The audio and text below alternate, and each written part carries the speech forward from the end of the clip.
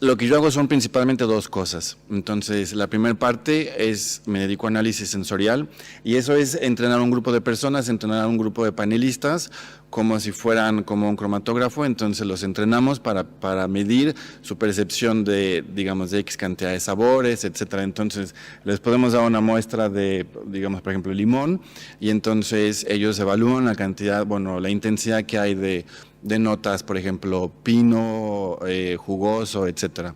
Lo hacemos con un grupo de panelistas, hay un laboratorio detrás, ahí está una foto de nuestros panelistas en la India, y tenemos una serie de descriptores, etcétera, y referencias químicas de si es floral. Entonces estamos utilizando linalol para notas un poco más florales, etcétera. La otra parte que yo hago son estudios con consumidor, y esto es lo que normalmente parece ser un poco más frío, pero realmente no lo es.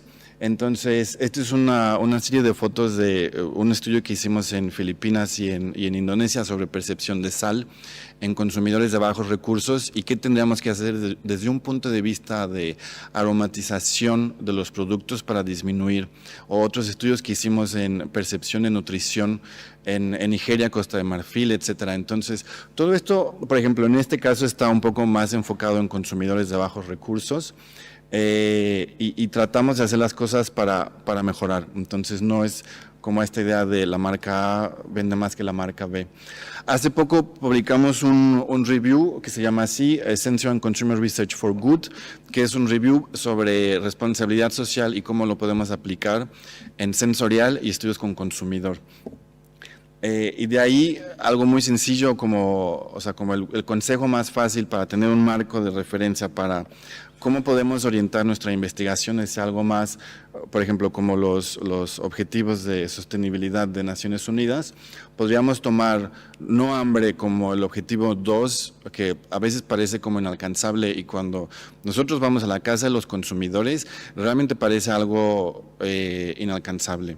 Y tenemos, por ejemplo, compañeros de marketing que nos dicen, puedes medir qué tan interesante es para ellos que tenga aspartame, etcétera. Y vamos y medimos y preguntamos una y otra vez hasta que la gente nos dice, bueno, compro lo que puedo comprar. O sea, no me fijo si tiene una cosa o la otra. Esta es una serie de fotos. La primera es de hace unos días, una niña en un refugio, una foto de hace 3 años en Madrid. La tercera es los policías en la Ciudad de México haciendo lo que hacen, tirando producto de una vendedora ambulante. Entonces, ahí dejamos a la gente sin dinero, sin muchas cosas. Todo esto nos lleva a pensar hacia este consumo de personas vulnerables y cómo nosotros desde nuestra área podemos hacer algo. La compañía en la que yo trabajo se dedica a hacer sabores y fragancias, pero dentro de eso tratamos de enmarcar este consumo, investigación hacia el consumo y selección de alimentos. Y el consumidor vulnerable va más allá que solo el dinero. Entonces, solamente un consumidor pobre no define, digamos, lo que es vulnerable. Podríamos a lo mejor marcar 3 ejes de vulnerabilidad sobre características visuales. Entonces, el género es, digamos, visual, es una variable de vulnerabilidad en algunos países. Discapacidad mental, corporal, etcétera. Y de ahí, si llevamos, digamos, todo este marco de referencia a las 2 cosas a que yo me dedico, que son la primera, consumidor. Esta es una foto de estudios que hacíamos en Haití. Bueno, hicimos uno realmente. Y bueno, ¿qué significa hacer y comprar productos, comprar alimentos en un país tan pobre como Haití? Y el punto número 1 es que comer es un lujo en Haití. Y tomar agua es un lujo en Haití. Nosotros veíamos, por ejemplo, clientes de nosotros que querían entrar en el mercado de bebidas en polvo en Haití, y ese mercado no existe porque hay que tener agua para hidratar el producto. El consumidor en Haití no tiene agua. Entonces, eso es lo que tenemos que ver y decir, bueno, ¿cómo vamos a modificar esto y hacer algo desde el punto de vista, a lo mejor, de desarrollo de productos que esté adaptado? Esta foto es justo de un reportaje que se llama Cuando comer es un lujo en Haití. Pero no me voy a dedicar a esa parte en esta plática, me voy a dedicar a la segunda cosa que yo hago, que es sensorial.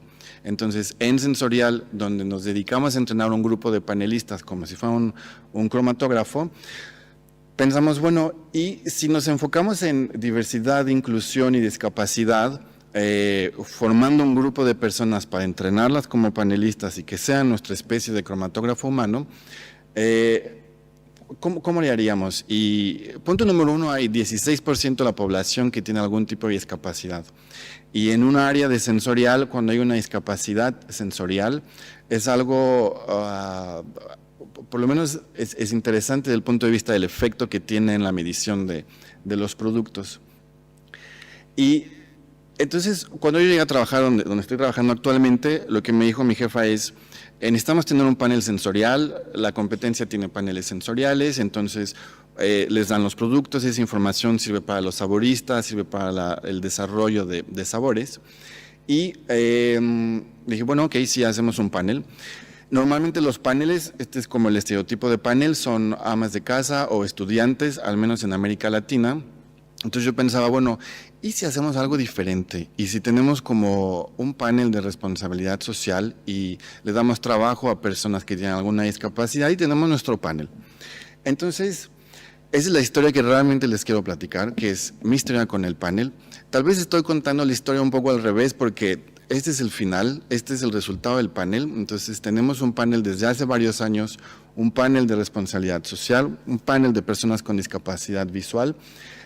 Entonces ahora les voy a platicar un poco más la historia de cómo llegamos a ese panel, tanto el punto de vista como más social, como también un poco más científico, lo que publicamos y que presentamos en congresos sobre los panelistas.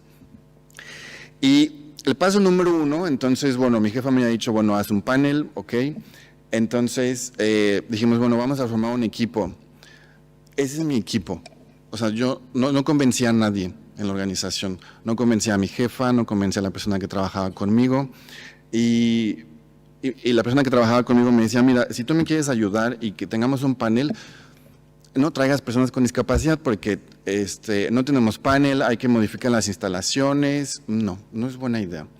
Entonces, bueno, dije, bueno, no importa, voy a escribir a una serie de asociaciones, escribí como a 100 asociaciones y me contestó una.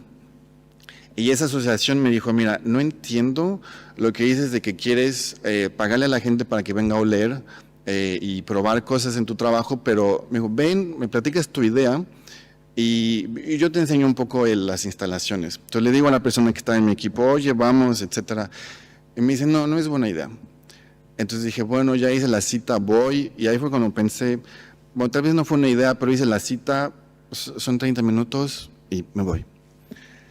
Llegué a este lugar que se llama Comité Internacional por Ciegos y entonces llegué y dije, bueno, es media hora, me voy.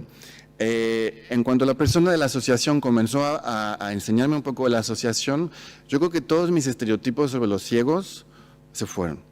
Entonces iba caminando por la asociación y entonces de un lado estaba la clase de cocina, estaban los ciegos sacando las pizzas, del otro lado había clases de computación, del otro lado había clases de baile, había todo. Los ciegos llegaban solos y yo pensaba, debe haber un camión que traiga a los ciegos y los ponen en la asociación. No. Entonces regresé muy feliz a la oficina y le dije a mi jefe, bueno, ya está, creo que si se puede hagamos un panel, etcétera. Y me dice, yo creo que no, porque tal vez los ciegos perciben mejor, entonces tal vez los ciegos como no ven, entonces huelen mejor, entonces van a ser más discriminantes y ese panel que nosotros vamos a hacer no se va a comparar contra el panel de un cliente o el panel de los competidores.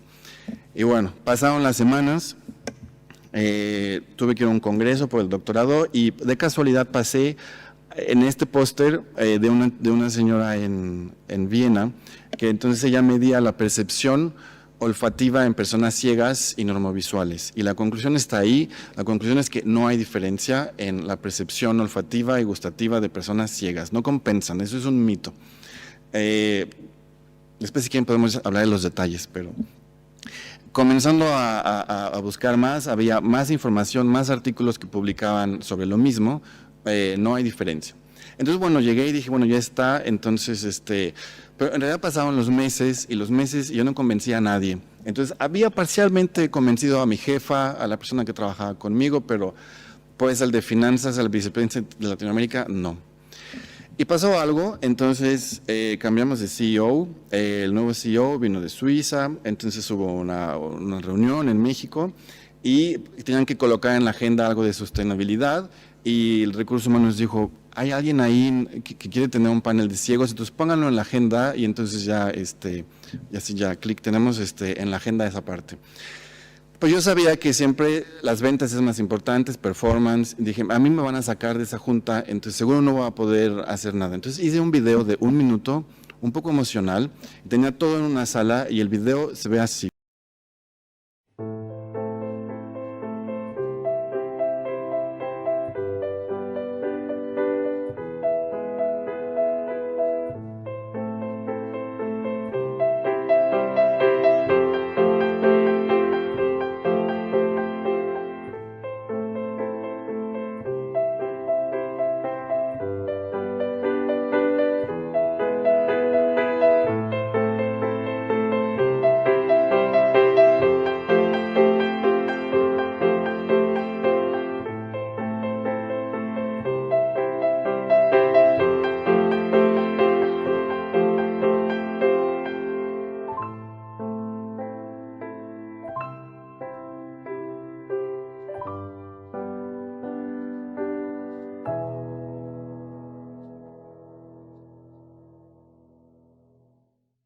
Obviamente ya no puedo estar en la agenda del CEO porque no había tiempo, etcétera. Entonces hubo la plática y me dijo mi jefa, perdón, ya no hubo tiempo, ahí le mandamos el video, se lo pasa en un USB, etcétera.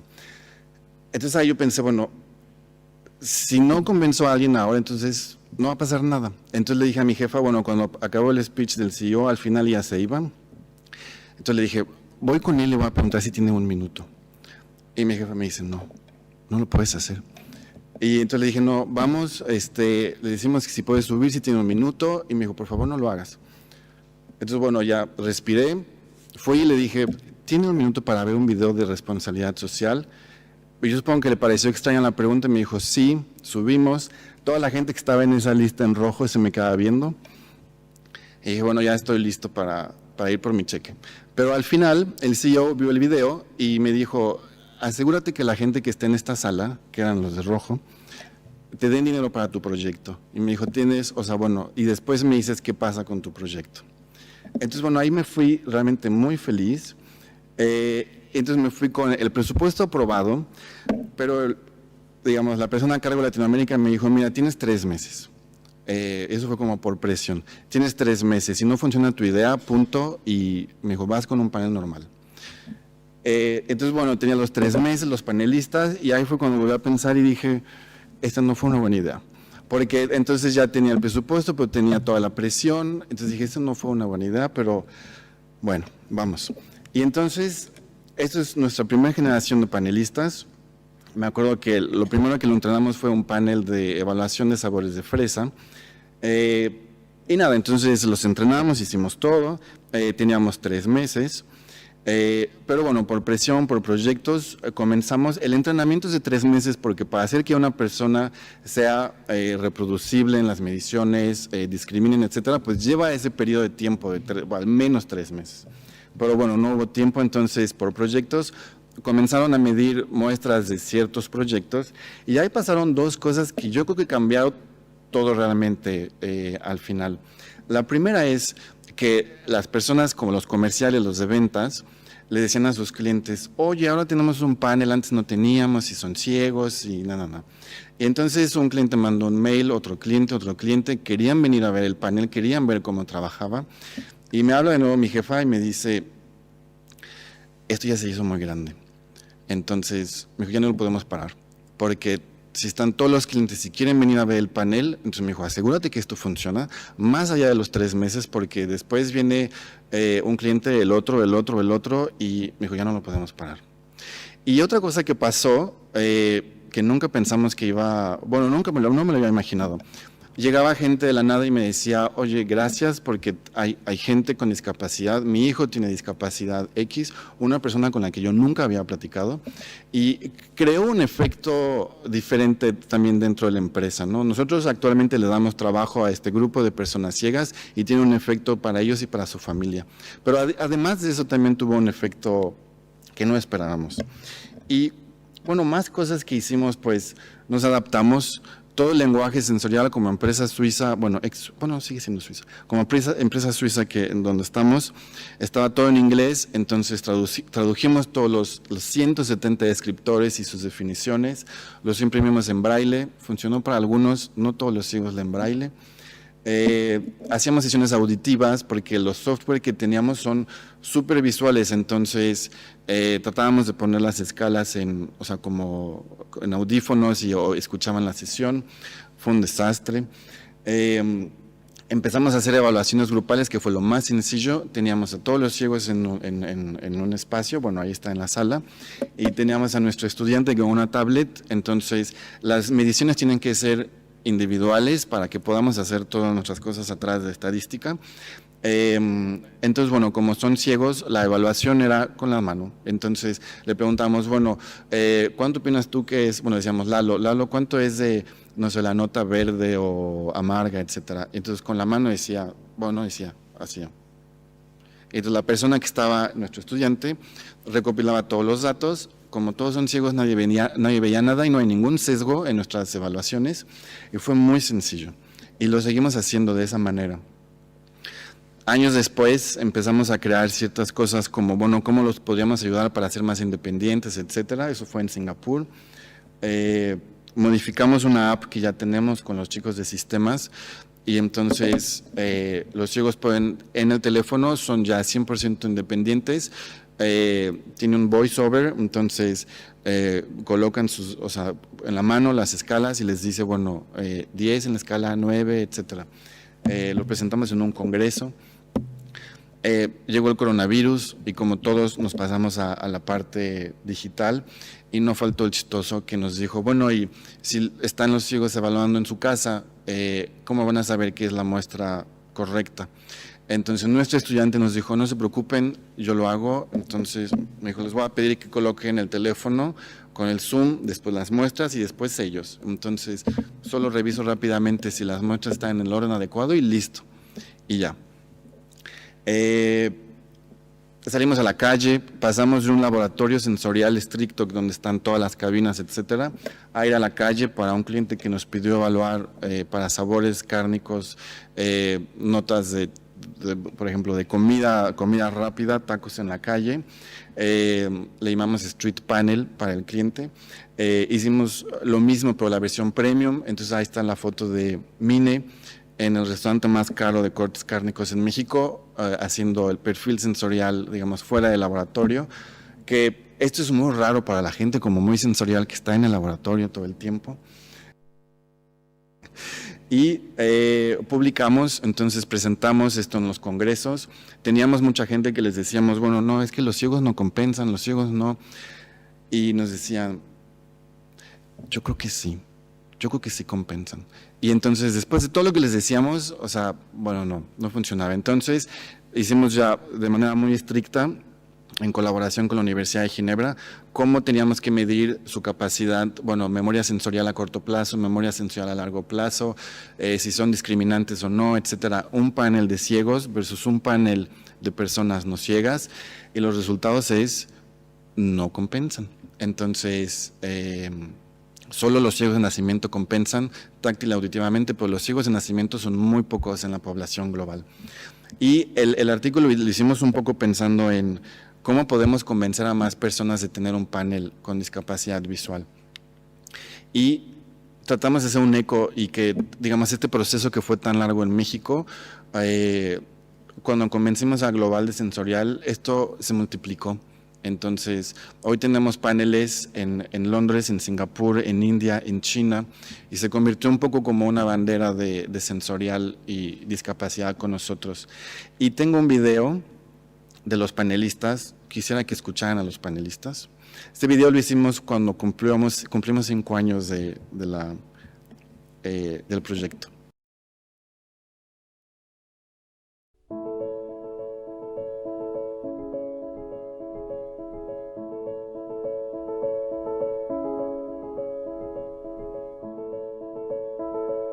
Nunca me había imaginado un proyecto, bueno, que existiera un proyecto así y que pues yo fuera a participar en él.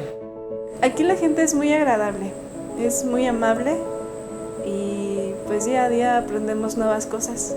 Nunca había ingresado a una empresa que se dedicara a esto. Bueno, hice mi rehabilitación en el Comité Pro Ciegos. No tenía alguna otra ocupación. Me gusta mucho venir a mi trabajo, me llama mucho la atención eso de los aromas, sabores, qué productos voy a evaluar al día. Mi motivación es descubrir nuevas texturas, nuevos sabores, nuevas sensaciones. Mi mayor motivación es saber que pues de mí dependo y que tengo que hacer mi mejor trabajo. Y ahora pues conozco personas como yo. Será una gran oportunidad de poder emplearme, porque es muy difícil encontrar empleo para nosotros los discapacitados visuales. Eso fue lo primero que me motivó, que esa empresa se abriera a darle trabajo a una persona con discapacidad. El panel lleva 5 años, la verdad es que nunca pensamos que íbamos a cumplir tantos años. Algo que nos hace sentir muy orgullosos es ver cómo ha pasado el panel de ser solamente una idea y visitar a una ONG y que una persona viniera a conocer las instalaciones, a tener un panel que ya tenemos 10 personas. Desde que inició el proyecto estuvimos muy emocionados porque queríamos hacer algo distinto y también ayudar a la comunidad. Mis clientes todavía me preguntan si ellos son super panel. No, es un super panel, son super personas que trabajan dedicadas a esto. Sí, creo que es una gran herramienta para nosotros, tanto interna como de conocimiento de producto, como para el cliente. Y de esa manera, mientras estoy desarrollando el producto, me apoyo mucho de esos resultados para llegar al perfil que requiere el cliente. Lo que hacen mejor ellos es que son súper comprometidos, ¿no? Tienen un sentido de compromiso y de pertenencia con la compañía que creo que es completamente diferente a otros paneles. Hoy no únicamente en México, sino otras filiales también ya tienen este tipo de programas. Uno de los proyectos que hemos empezado a realizar con ellos y que a ellos les encanta, lo llamamos como Street Panel o en español para un proyecto panel de barrio. Es algo nuevo, también distinto para ellos, algo que podemos hacer al momento de estar con la tableta dando las calificaciones. Y al final es parte de ese trabajo que ellos hacen que te inspira a ti a decir qué más puedo hacer. Para el futuro también nos imaginamos más esta idea de cómo podemos convencer a más organizaciones y a más filiales de Filmenix a trabajar con personas con discapacidad visual.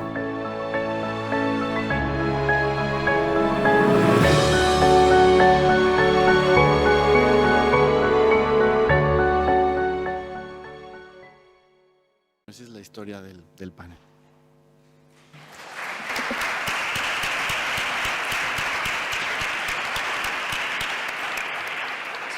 Muchísimas gracias, Carlos, porque bueno, algunos os lo comentan en la comida, ¿no? Que cuando se diseña un panel de entrenados son superhumanos, ¿no? Super taster, super hearing, tienes que tener, de hecho hacen pruebas, ¿no? De que tienes que ser capaz de una cierta capacidad visual, ¿no? Y te hacen pruebas visuales, te hacen pruebas de aromas, ¿no? De ser capaz.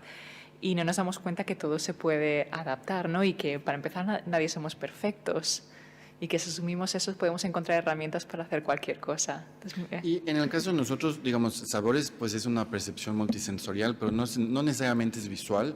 En los paneles, normalmente los paneles de las universidades tienen incluso la luz para tratar de disimular el color del producto. Entonces nos parecía bastante obvio, bueno, si estamos ahí con la luz en el laboratorio, pues trabajemos con ciegos y ya está. Es verdad.